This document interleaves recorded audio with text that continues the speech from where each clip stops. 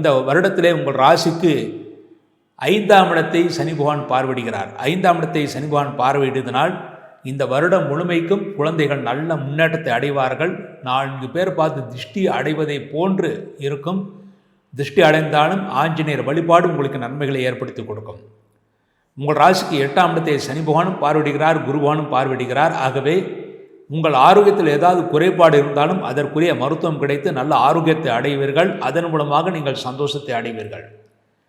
இந்த வருடம் தொழில்துறையிலே நல்ல விருத்தி இருக்கிறது. இந்த வருடத்திலே திருமணமாகாத ஆண்களுக்கும் முதிர் கன்னிகைகளுக்கும் கூட கண்டிப்பாக திருமணம் கைகூடும் என்று உறுதியாக நம்பலாம்.